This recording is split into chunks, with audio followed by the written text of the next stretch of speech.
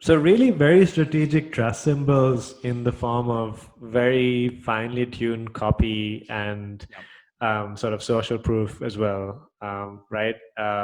I think especially I really liked how you put a lot of emphasis into copy. I think it's one of Yeah. those areas which don't get enough attention these days, where everyone's like trying to look for something Yeah. really, really fancy when, words can really sell.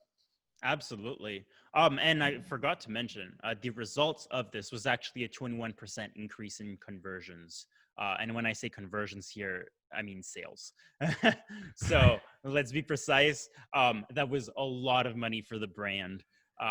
So as you can imagine, there is value in doing this type of work and just really working to understand your customer. That's at the end of the day, if we distill all of this, all we did is we seek to really understand the customer and we built something that was a reflection of them. I and this is exactly something which, even if you're on a low budget, you can already start doing in a very small scale. I'm gonna kill the share screen and then come back to the chat. But Sounds good. I think that's for me one of the most useful things about what we just talked about, right? Like it's like Yep. in maybe people listening in might be thinking, okay, I don't have a lot of social proof. I don't have 500 reviews. Yep. That's okay. You can look at that copy which you put in the headline. One of the things which I've learned in terms of homepage design is that there is so much value in saying no to putting something on the homepage than saying yes. I think there's, especially when you're just starting out, there's this tendency where you feel like, oh, but I want to say this and this and this and this. Yep. Whereas instead, it seems like curation really is the name of the game rather than adding Yep. everything. Oh, this is so true. I think, and it's an issue at every level of a company. When Mhm. you're a smaller size company, often you just want to make sure that people know about everything you do and everything you sell.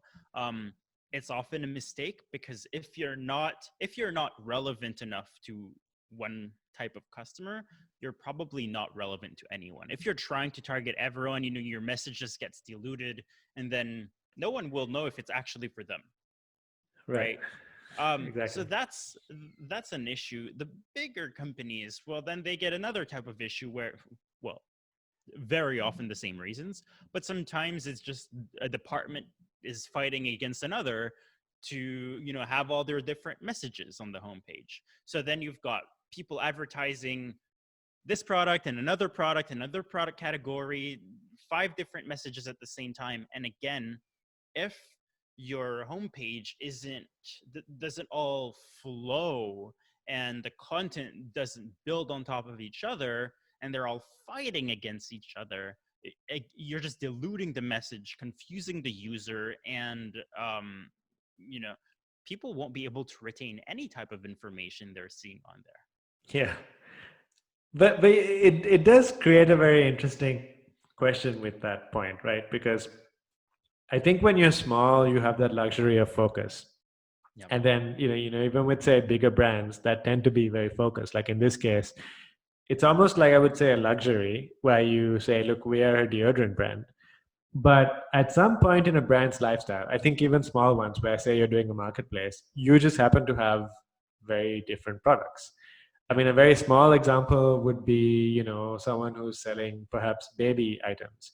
And then you've got so many different types of customer segments. You've got maybe these, soon to be moms. You've got people coming for like shopping for baby showers. You've got people who've got a 6 month old, a 12-month old. Very different kind of messages, very different kind of things. How do you deal with that? Comparing that to what we just talked about here, where you have to keep it really simple.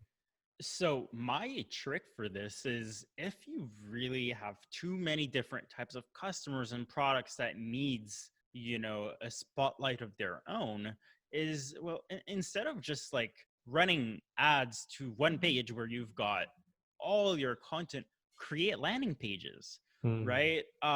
You can have and it's just have different landing pages for your different customer types or different customer segments, and for your different types of products, right? whatever you feel that can be grouped together, I would say, you don't need to send everyone to the same page and communicate everything at once. Just be a bit more Yes. strategic with who you're sending to which page. And, can be done with personalization as well. Uh, there's a lot of ways to do it, but my advice is try to split the focus, right? Show them something. If you can, send them to a unique landing page or personalize the messaging so a bit more unique, do that. Um, but yeah, there's no really valid excuse for sending everyone to all the same pages all the time.